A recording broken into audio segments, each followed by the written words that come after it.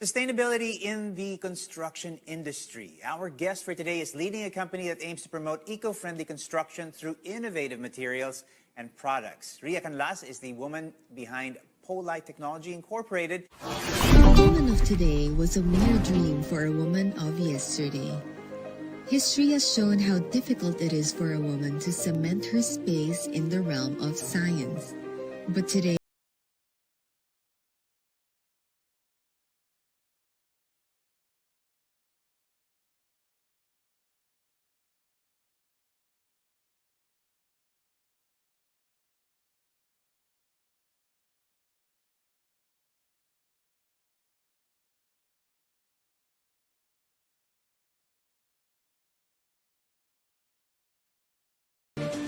a world where she's a constant educator, innovator, mentor, and leader.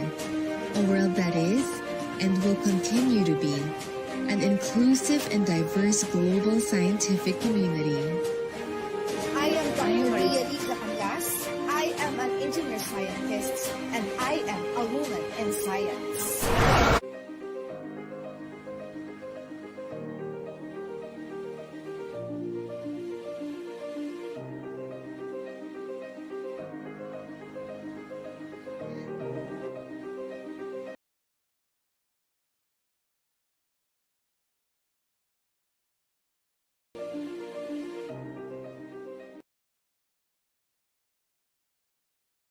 Good afternoon, everyone. Can you hear me? Yes, sir. I'll Yes, just share a video to everyone. Wait.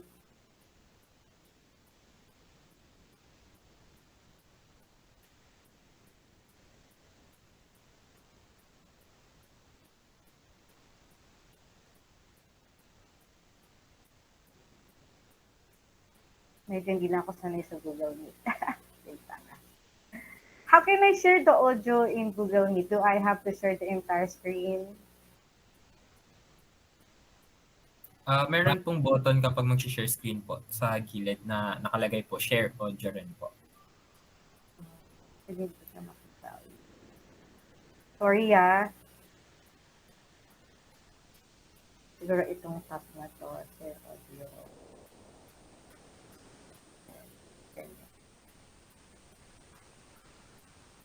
Kinakain ako lang. Entire screen. I select the entire screen, but I actually cannot see the share audio. Pakisabi na lang kung naririnig niyo yung audio.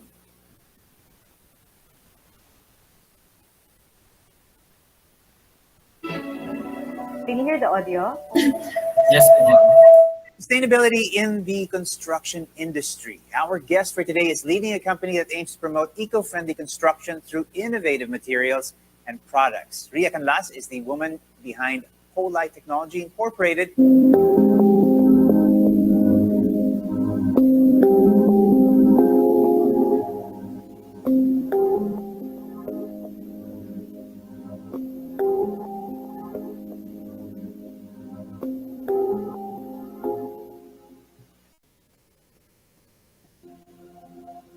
I wanted to make an impact by solving real problems. Malasakit is not just a branding, but it's actually the way of operation of Polite. It's very important now na ngayon we have good design in the Philippines. Ako nga, hindi ko na-realize na I'm doing good design.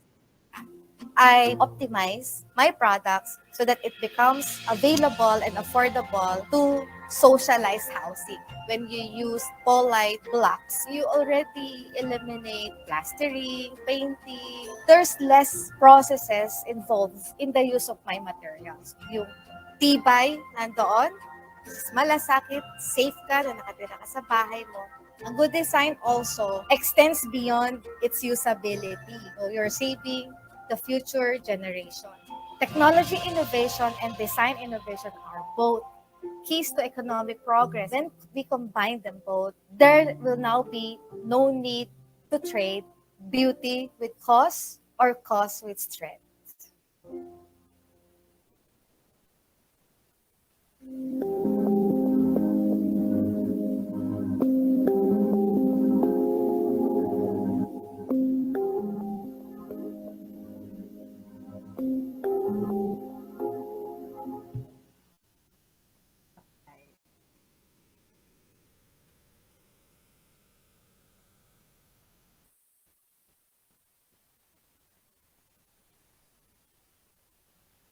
Okay, so I actually shared that video to propagate the value of innovation within the construction industry, where I am, of course, part of the National Innovation Council, and one of my role is to give direction in innovation. And also, but just what your professor had said a while ago, engineering management encompasses all fields of engineering, no? And in my case, in the the the call of estimation and controlling cost also encompass both manufacturing and construction in my discussion, because I'm also into manufacturing. So my I will be discussing about estimating and controlling costs. Now let us have the cost and design economics, wherein there should be a balance between the technical feasibility and economic feasibility. So when we say technical feasibility, of course, we know that this is something that will give us our technical requirements in terms of perhaps strength, stability of the intended structure that we want to build. But at the same time, it has to be economic. When we say economic, it means it is not cheaper, but it in terms of cost, it is cost efficient. So these two, when combined together, needs particular techniques, no, for us to balance this. Now, I would like to focus on terminologies that are being used when it comes to controlling costs. And I'd like you to understand the word costs. Okay? Um, Cost is always an outflow in our cash flow diagram. If you have your engineering economy and we draw the cash flow diagram, and there are only two ways how cash flows within a particular project, it is going up as an inflow, it's called revenue. And if it's going down, it's called expenses or expenditures or cost, in other words. Cost always goes out of our cash flow diagram. And we have to understand the implications of cost depends on the following. So in a particular construction project, there are costs that varies in terms of frequency of occurrence. There are costs that only spend once, or spend on a very regular basis. Could be monthly or annually, etc. We also have to understand a relative magnitude of that cost. When we look at the Procurement Act of the Philippines, you could see there are instances when we need to determine the percentage of its job or of its scope of work for us to know if we need, if we are allowed to have variation cost, no? um, we have to get the effect of that cost in the overall costing of the whole project, because we need to have more focus on those costs that has bigger percentage on your project. Specifically, those percent costs that are about 15% and above of your cost. Why? Because of course, the cost that has the scope of work that has the bigger magnitude will mean this is where you're going to get most of your collection when you are, of course, in the project. And of course, the degree of impact on the study may also mean very related to relative magnitude. There are certain, as I've said, there are certain percentage that allows you to do variation orders, etc. Now, first of all, I would like to for you to know these different types of costs called fixed cost, variable cost, incremental cost. These types of costs are most probably used in manufacturing setup. Okay, example, you are producing several numbers or units of products. Okay, when you say fixed cost, Fixed cost is defined as unaffected by the changes in the activity level, or these costs are known to be constant, irregardless of your activity. When we say activity level, in the case of manufacturing, we call it, uh, in my case, I call it low level, mid level, high level. Depends on the number of quantity that I produce. Example, if I say low level, I mean I can produce 1,000 hollow blocks per day. If I say high level, I will be producing 10,000 pieces of hollow blocks per day. So regardless of how many I produce, this cost will still be there. It will still be present. Okay. So maybe some of you will now be trying to think of fixed costs, no? So what are examples of fixed costs? So examples of fixed costs, meaning you're gonna spend this even if you produce zero or you produce maximum. So example of these are the rental of space. Um, if you have salaries for your administration, the administrative, no? Those that manages the office and not directly akin to the project. Okay. So what else? I also consider in my fixed cost the cost of certain types of utilities that are incurred in my office. And also if I have research costs, etc. Okay. By the way, because I'm a research-based uh, company, so in other words, I really allot a percentage or I allot a certain amount for research.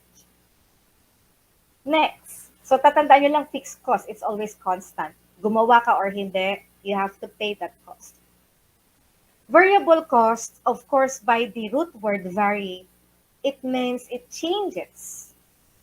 It changes relatively linearly to the quantity of output or to your level of activity. Meaning if we produce zero, then there's zero variable cost. If we produce maximum, we have maximum variable cost. So what are example of variable cost? So variable costs are as follows. Your material cost. Okay? Of course, the material cost is depends on the number of the product that you have produced, the labor cost as well, and the equipment cost. So these and some other, I put also utilities under variable cost. Utilities used to produce per output of product. So that's variable cost. It changes. Depends on your level of production. Another word is incremental cost or the incremental revenue. This is an additional cost result from increasing your output by 1 unit. Example, what happened if I produce 1,000 hollow blocks per day? And what happened if I produce 1,001 hollow blocks per day? What effect does it mean to me or to the company as soon as I change my level of production? So to further understand this cost, let me discuss to you this example. In the table, you could see the cost of producing a particular product, and we are asked to give the unit cost per level of activity. Um, so in this particular example, we could see I vary the quantity of production. Example, I am producing hypothetically, let's say this is a hollow blocks, okay? So let's say I produce at one batch of operation, I produce 5,000 units of hollow blocks, or I could produce 10,000 hollow blocks in one batch, or I can produce 20,000. So I would just have to put in my table my cost so that I would know how much is the total cost of the hollow blocks per unit. Okay. So let us say my fixed cost is 100,000. So this is my rental fee, etc. Okay. So this is 100,000, 100,000, 100,000, regardless of level of production. And then let's say the variable cost the labor, materials, and equipment of producing 1 unit of hollow blocks is 30 pesos. So there I will multiply 30 times 5,000 is 150,000, 30 times 10,000 is 300,000, 30 pesos times 20,000 is equal to 600,000. Total cost is equal to fixed cost plus variable cost. So you just have to add 100 plus 150,000 is 250, 100 plus 300,000 is 400, 100 plus 600,000 is 700. How do I get the unit cost? The unit cost is the total cost divided by the quantity. So 250,000 divided by 5,000 is 50, 400,000 divided by 10,000 is 40, and 700,000 divided by 20,000 is 35. This is 50 pesos per unit, 40 pesos, and 35,000 per unit. So what does this mean? Okay, so this means that the cost of producing my product greatly is affected by my variable cost and fixed costs. In other words, I am producing the same quality of products, but you can see the unit cost change because of my level of activity. This is called maximization and minimization, or this is called maximizing the use of your fixed costs simply uh, by maximizing the number of products that you produce in one batch. This is a strategy for manufacturers to have more increment income. For example, I will sell my hollow blocks into 60 pesos. So if I will just have a low level of production, I will just have 10 pesos increment income. But if I produce 20,000, then I will have how much? More than 10 pesos. I will have 25 pesos of the increment income. So it's a strategy of manufacturing so that you would be able to maximize your increment income. Okay? Now, let's move on to other names of cost. Direct cost, indirect cost, and standard cost. These costs are approximately the same as the concept of fixed and variable cost, but this nomenclature is more applicable on construction than production. Okay? So, what does this words means? Of course, I know that you have your project management subject and probably you know about this already. Okay? Direct cost is measured to specific output or work activity. So this is directly proportionate, linearly related to your output.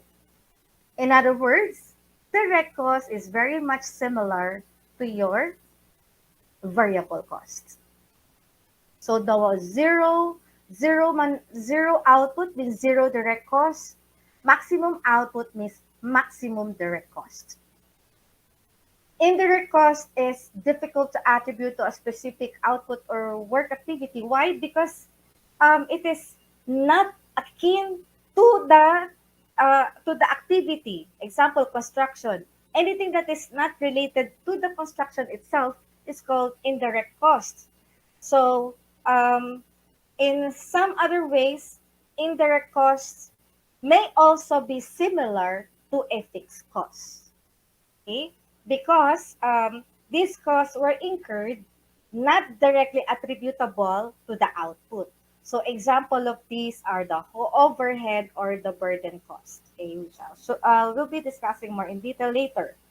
While a standard cost is called the representative cost per unit or output. So this is called maybe unit cost. Okay? There are many reasons why we need a standard cost or a so-called unit cost. Okay?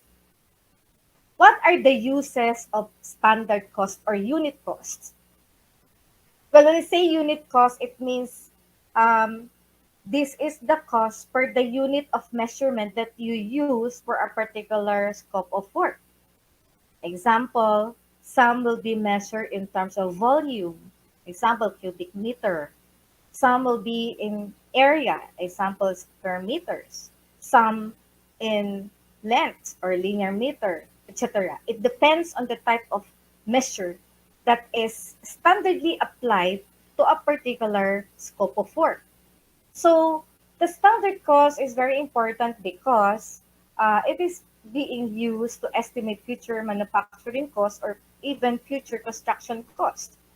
Um, uh, the definitive or the detailed estimate is normally being done on the first time, and then as you move on to your next projects, you don't need to do the same detailed estimate because you already arrive at your standard cost. So in other words, it's very easy for you to estimate a future project because you already have a record of your standard cost. It is also used in measuring operating performance by comparing actual cost versus the standard cost. So you would know if you overspent or underspent in your project simply by comparing it on your standard cost. This is also very usable in preparing your bid documents or bid or quotations to your customers. And it is used to establish the value of work in process and finished inventories. Yeah, it is very easy to do inventories of the remaining work or done work based on standard cost. Well, we have standard costs. Typically, DPWH issued standard cost, and NHA uses the standard cost of DPWH in their projects. Of course, this is applicable for government projects. But in private companies, they all have their standard costs. The standard cost will only change depends on the movement of the economy. Example, there's inflation, there's a change in the material costs, there's a change in the manpower or labor rate, okay, or salaries, wages. So whenever there's an inflation going on and it is affecting very much your standard cost, then that's the time that we adjust your standard cost. Nonetheless, of course, standard cost will also affect some variables like example, different geographic locations. Okay, there's a so-called life cycle cost. This is the summation of all the costs related to a product, a system, a service that includes construction during its span of life. And this is just to understand that in every project or production, there's always a so-called acquisition cost and operation phase. Of course, acquisition means the time when you need to do your assessment and to define your requirements. It is also the time when you do your conceptual or preliminary designs or prototyping and testing. And this is also the time when you do your detailed design, your production or construction planning, facility and resource acquisition. So we got to be ready first. That's why we have the so-called procurement. Okay? Nakikita natin yan. We saw the word procurement in our costing because there's really a cost to procure. And in some other times, procurement may affect the cost of your project. I'll be discussing later. Okay. And of course, once you're already done with the acquisition, then there's this operation phase wherein you do your production or construction. And after that, there's a so-called maintenance and support, then the retirement and disposal, or we call it the life of for the end of the economic life of any project. Okay. Now let us have this cost-driven design optimization. In a life cycle, we always consider number first, what is your initial investment cost? So how much this project costs? Okay, that's just what it is. Next, how much does it cost to operate and to maintain your project? And what are your annual expenses or dues that you need to pay whenever this project is already usable? And the fourth one, which is very important nowadays, when there's climate change and when there's all this green gas houses issues and the UN SDG 2030 that we need to embrace and be actively participating in how we're going to mitigate climate change, there is of course a design for environment or the green engineering. Kaya nga there's this so-called LEED where there are some projects that are undergoing accreditation for LEED, right? That it it is acceptable with the green engineering standards. All right, I'll not discuss this part. So let's go to methods of use in cost estimation. So cost is always an expense, it's always a cash outflow. As I've said a while ago, estimate is an assumption. Therefore, it is not 100% true because it's an assumption. I haven't seen a project that is 100% true because estimate is a forecast of any future events. It's like we are like we are like fortune tellers where we would like to assume what will happen in the future. Therefore, the best estimator is the one that has the least percent of error from what was actually spent in a particular project. Now, to have a very accurate cost estimation or a forecast of the future, there are different types of approaches. The number one approach or component one is called the work breakdown structure or WBS. This is defining at successive levels of detail the work elements of a project and their interrelationship. All you have to do is to break a bigger project in smaller projects or smaller parts. Okay, a big task example, um, construction of a building. It's a big task. Then let's broke it down into small tasks, and this is called WBS. So WBS, you may want to start with drawing the various levels of WBS. The one that you had the screen is called a three-level WBS. The first level normally is the project. Then you split it up as a second layer and then split it further as a layer. This is a three-level WBS. It can be four level, it can be five level, depends on the type of estimation you are doing. Okay? So example, if I mean construction of a house, then in my case, I will have my second layer as architectural works, civil structural works, mechanical works, electrical works. This is how I'm going to break it down. Well, there is no wrong answer for this. It depends on the strategy of the estimator, how the estimator wants to break down the work. Okay? So, hypothetically, I will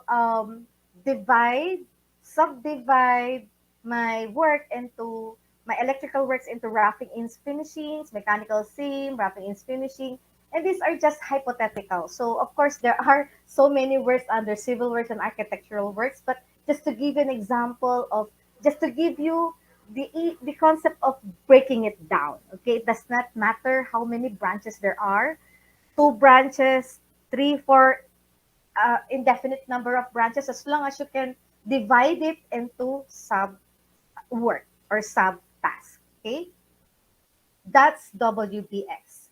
There is no software that or any tool that will give you instantly what are the scope of work involved in one particular job. Then the only way that you can do your WBS is to undress the project. When you say undress, hubaran mo, no? Undress it. Hubaran mo yung project.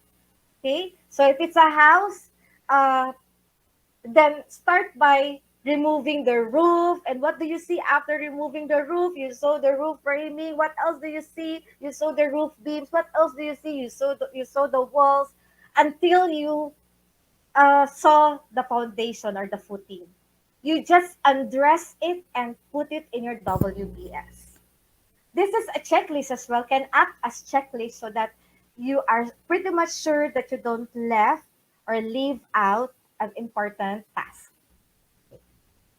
The second integrated approach is the cost and revenue classification. Okay, so this is just a matter of delineation or identifying which is the cost and which is the revenue, so that you know how it affects your cash flow. Okay, for instance, you have these long words, no, you know, cost engineering is like accounting, no, because they are meant the same. They're working on values or on money. So, parang pareho sila ng lingwahe. They are just the same, they use the same language. But it's just a matter of knowing accounts.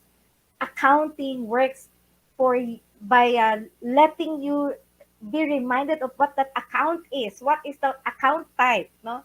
So we have capital investment, labor cost, material cost, maintenance costs, property tax, insurance, there's scrap costs, your overhead costs, disposal costs, revenues, market salvage values. So if you have all these costs and you would say, alin ba dito yung outflow, cash inflow, so what goes in, what goes out, no? So that you know. Well, in this particular example, malinaw na malinaw naman, may mga word na nagbibigay sa atin ng cue that it's a cost, no? It's a outflow, it's an expense. Kasi may nakalagay na cost or may nakalagay na investment. Revenue, of course, is going in or cash inflow, and of course, salvage values are also cash inflows. Okay? The number 3 component is your estimating techniques or your estimating models. You have to select what are the different mathematical models that you wanted to use in your estimation. So there are, of course, varied strategies to do your cost estimations. Okay? I'll just leave this. Okay. So let's have the classification of cost and revenue estimates according to the detail, accuracy, and purpose. How detailed you want to be, it depends. Okay? First, if it's just an order of magnitude estimate, example, you just need an initial evaluation. You just need this value to give your boss a rough estimation or to give your client a rough estimation of your project. Then the accuracy of this is only plus or minus 30 to 50%. So when you do order of magnitude, you are only applied to 1 or 2 levels of your WBS. A while ago, I showed you 3 level of WBS, but if you just using 1 or 2 levels, then you are just giving your customer, your boss, a 50, this kind of accuracy, almost 50%. So pag sinabi mo, how much do you think this project costs? When you say, this project costs 100 million. So what's the reality? The reality is it may cost 50 million only or 150 million. Okay.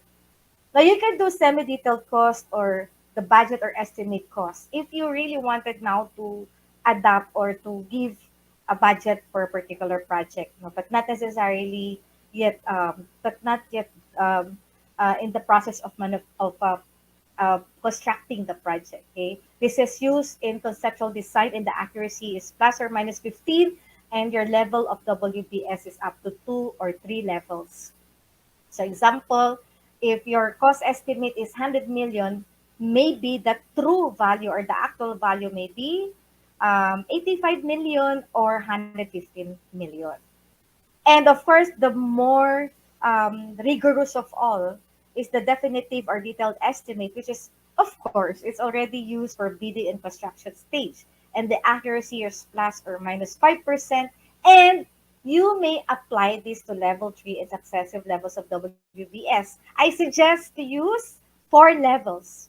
But 3 is okay na rin. But if you can do 4 levels of WBS, then it's good. So what does it mean?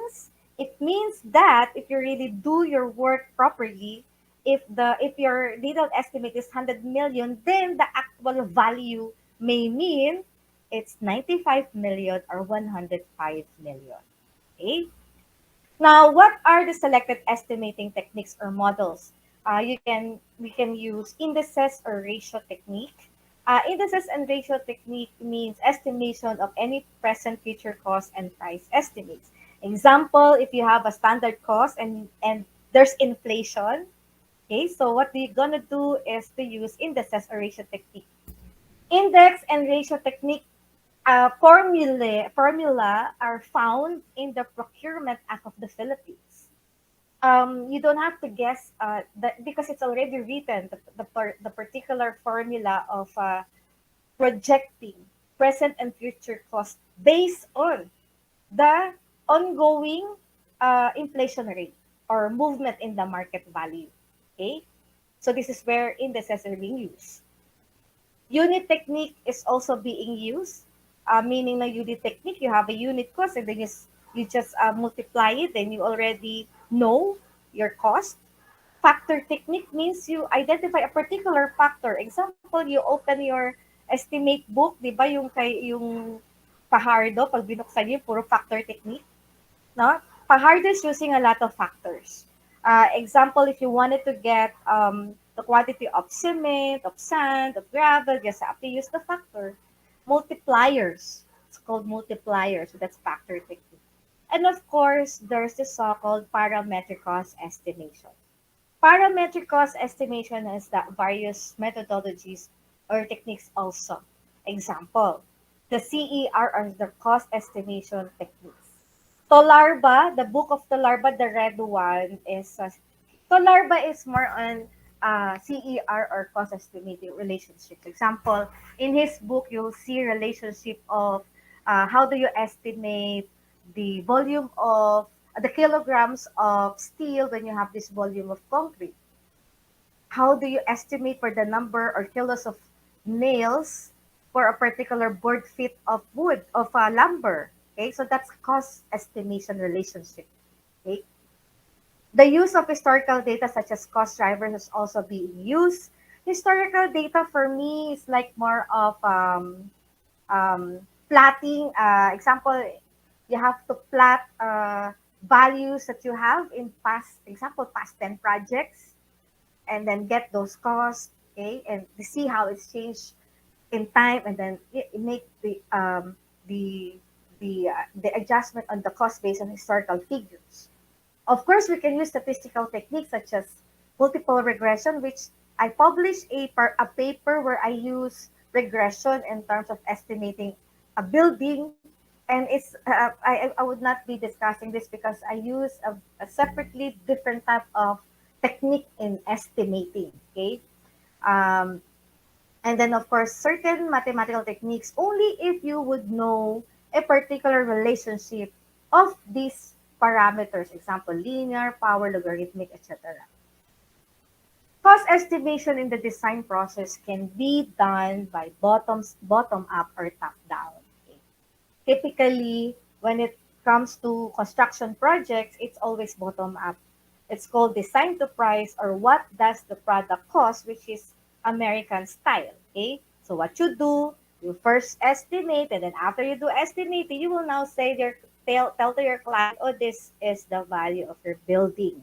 Okay, top down is different. This is more of a Japanese approach, and top down is targeting a cost, or what should the product cost. For instance, Japanese will say, or they say, oh, I want affordable tiny houses for everyone, and so I want you to offer a house that only costs 500,000 and sell it to the people. Okay, so if you target 500,000, then you have to adjust your design. Okay, you remember, no, you don't let the quality or the standard of the project suffer because of the so-called top-down estimation. Rather, you adjust your design, okay, so that you could still have that same value or quality of the product of the project, even if you have a targeted cost.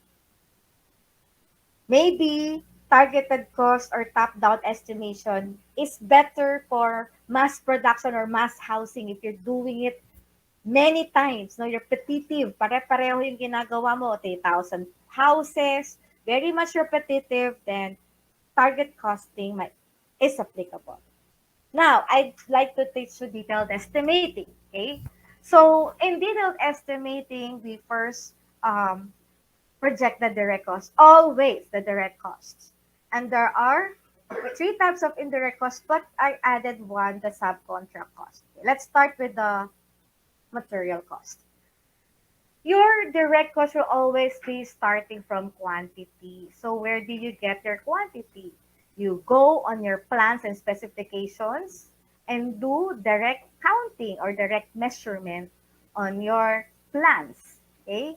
Sabi ko nga sa mga estudyante ko before, it's now the time to use your Toblerone, yung ano na yung triangle na metric, I call this the metric rule. Okay? Kasi nagko-convert ka na, di ba yung mga plano natin, merong mga 1:100, 1:20. This is the time to directly measure the quantity from the plans or the specifications. Plans and specifications, by the way, are coupled. They always go together. And whatever you cannot find in the plans are found in the specifications.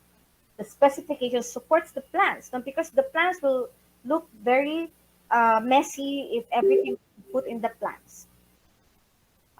Primarily, the purpose of the specification is to write the type of material to be used and the methodology of construction, which definitely we cannot see on the plans. They are supporting each other. Okay, plans are more visual, specifications are more textual. Okay, so use this to get the quantity, and that quantity now will be used in all your estimation. Okay, quantity multiplied by the material price per quantity. Of course, if your quantity is area per meters, then multiply that with the material price per square meter. So magka-cancel na yung square meter, so you have now your cost, material cost. Where do you get the material price? Of course, get it from the hardware. At least get three suppliers and get the average of them. That's already your material price.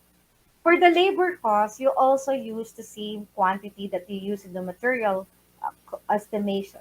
This time, use a labor productivity rate. Please, please shy away or avoid using percentage in the percentage of material cost in determining the labor cost. That method where we just simply get the percentage of the material cost and by determining the labor cost example, you will multiply the material cost by 30% or 35% to get the labor cost. We call it foreman approach, the foreman approach, and we discourage the use of that. Okay, you use labor productivity rates. Where do you get your labor productivity rate? First, you can get it your own. If you're a project engineer, a field engineer, it's the time to get your own, no, by observing your workers. Example, masonry works or CHB laying, and you wanted to know the labor productivity of CHB laying. So what you're gonna do, you observe your people doing CHB laying in an hour or in 8 hours or 1 day and for 5 days and get the average. Then you now have your own labor productivity rate. You can have it your own, or you can get a copy from big construction companies. Well, good luck if you will be able to have access to it. Maybe you can ask your friends, can you give me the labor productivity rate used by, for example, Ayala, by Megawatt, etc. Or you can use books, but be careful about the author of the book. Because if you're using labor productivity rates coming from a book, be sure that it is Filipino author. Because labor productivity is highly affected by so many things. Okay, example, the physique of the person. No, I mean, people from the U.S. may mean different from the Filipinos in terms of labor productivity. Okay, they're much taller than us, and then also the effect of humidity, climate when doing the work, etc. Okay, that's why most of the labor productivity rate that we could see from top construction companies, they have also the low, average, and high level because there is no certainty in the labor output of any laborer. No, there are always so many factors that affects it. So all you have to do is get your historical values from your past projects, table it, and get the values of low level, average level, and high level. Productivity rate is measured in a man hour of a particular quantity of work. Example, when I say masonry, CHB laying is 4 man hours per square meter. So I measure the man hour per unit of work. But the man hours is just the same as a regular hour in our clock or in our watches. No? But the reason why we use man hours, because we already integrate the output of the labor in the hour. That is why it's called man hour. Okay? So how much can a laborer or can a construction worker do a job in an hour? So that's man hours. Okay? Then after, so again, we multiply the quantity with the labor productivity rate, and you can find it, you have to determine ways how you can source this out, multiplied by the labor rate. And the labor rate, of course, is the existing standard labor salaries and wages that we have in the Philippines. Okay? The machine cost is just the same as how we measure labor cost, no? Using the same quantity multiplied by the machine productivity rate. Where do you get the machine productivity rates? Get it from the supplier, because the supplier typically knows the productivity of the machine. Now, example, the Xerox machine, when the supplier says that, oh, this Xerox machine can Xerox 1,000 pages in its whole life, then you know the quantity of the productivity already. Okay, all types of machine has their productivity or life. Okay, so put it here, and then multiplied by the machine rental rate. You get the machine rental rate from ASIL rates or from the known machine rental companies. If you're gonna ask me, do we charge a machine rental rate even if the company owns the machine? Yes, of course, you need to. Because this is the way for you to recoup back your investment on the machine.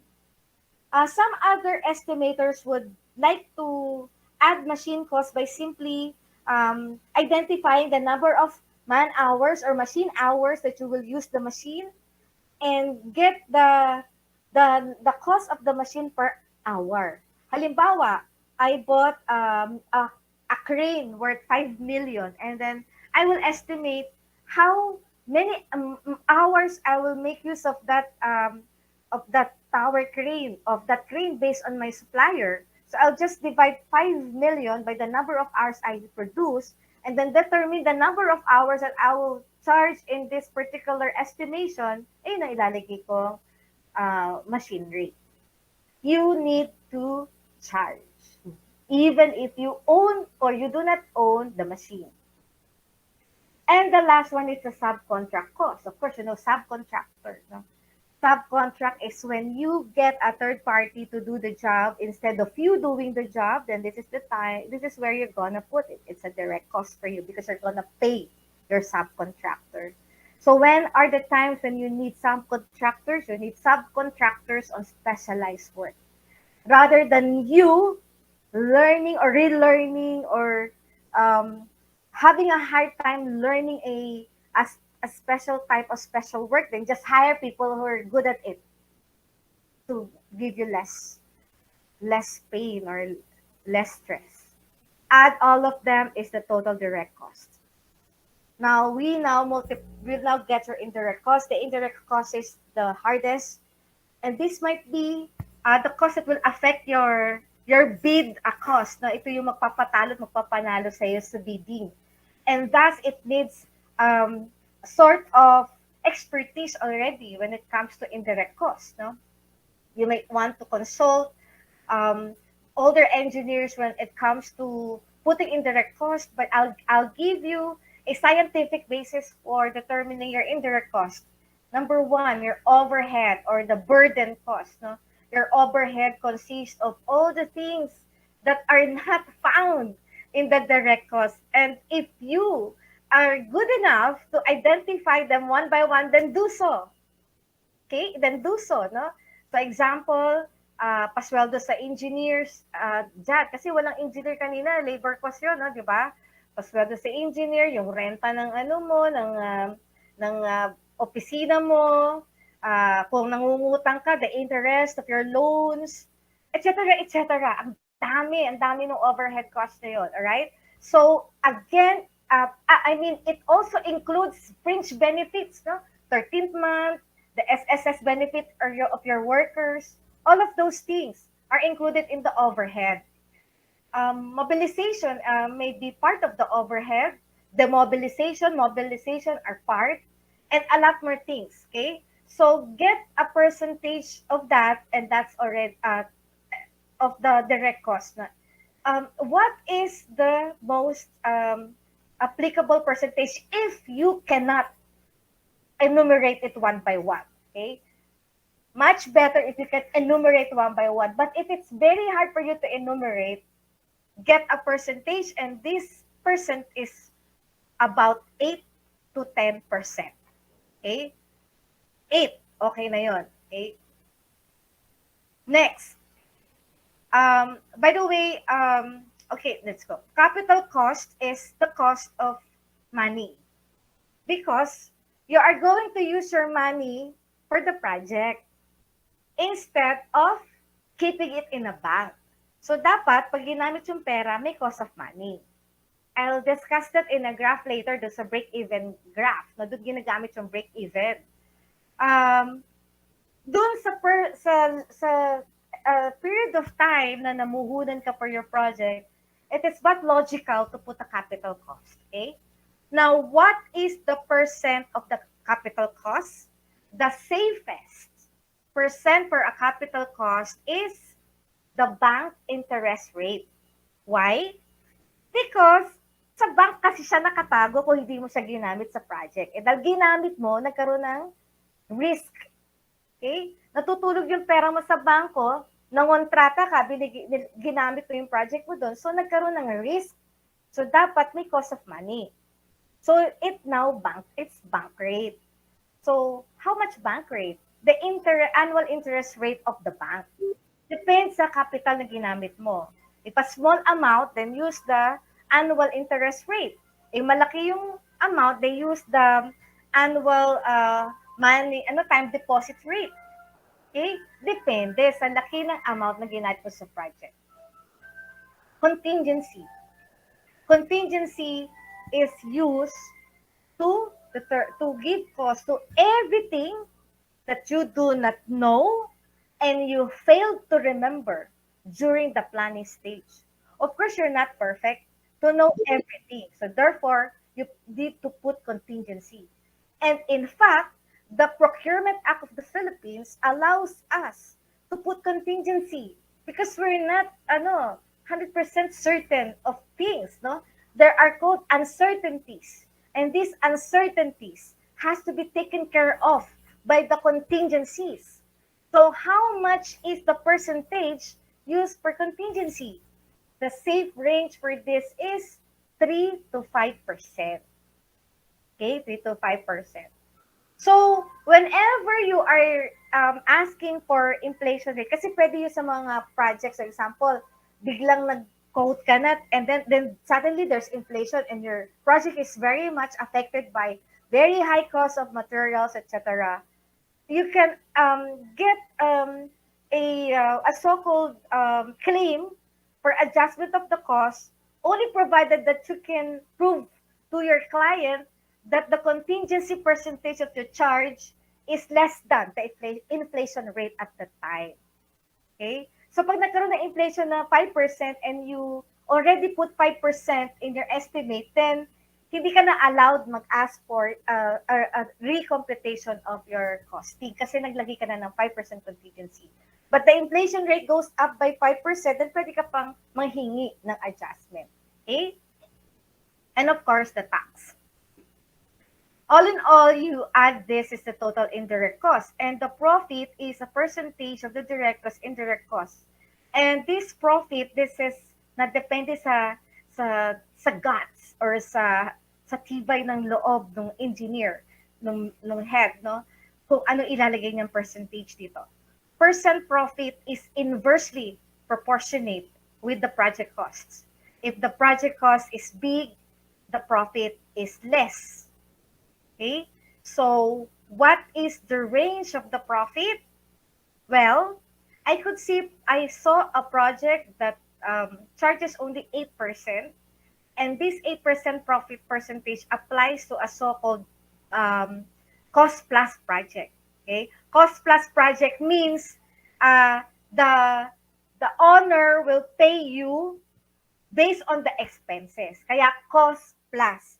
Kung ano yung naging expenses mo, a percent of that goes to you. There are a lot of projects where mo pag cost plus, no? So I've had the cost plus project. So these cost plus, mabababa percent yan, 8%. To government project ranges from 8 to 10%, and sometimes up to highest 30% if your project is just a small one. Okay, 30% may do. For projects like highly intensive on programming, like example, in my case, I install load moment indicators or yung mga LMI, tinatawag yung mga nilalagay ko sa crane para pag yung crane hindi na siya nanghuhula ng ililit niya. So I can as high as 50% kasi masyadong madugo pagdating sa programming. Okay? So kaya nga depende. This all depends. Okay? So save ka in between 8% to 30%. And then add them all is your total project cost. Okay, so before, I think this is the last slide, just to explain the break-even analysis. No, so you have here on the horizontal the unit of production, and then on the vertical your cost. So kapag kahit gumawa ka o hindi, meron ka ditong tinatawag na cost na ayan yung straight line corresponds to your total indirect cost. Okay? Or total fixed cost, pareho lang. Okay? Kapag ka naman ikaw ay gumagawa, meron ka ng tinatawag na variable cost or direct cost. No? Pag zero ginawa mo, dito yung, I hope you can see my cursor. So, linear siya, direct line na ganun, naka-slope. No? Zero expense, zero yung variable cost, maximum din. So, yung trapezoid na yon is your expense curve. Tapos babayaran ka ng kliyente. Pag zero na gawa mo, hindi ka pa niya babayaran. Pag maximum, babayaran ka na ng maximum. So, income curve. The point of intersection of the income and expense curve is called the break-even point, which means before this point, ito, namumuhunan ka. Beyond that point, hindi na, nababayaran ka na. No? So, in other words, at this point, namumuhunan ka. So, ito, nangangailangan to ng cost of money that you will charge in your estimation. Okay? So that ends my presentation. Thank you. Thank you.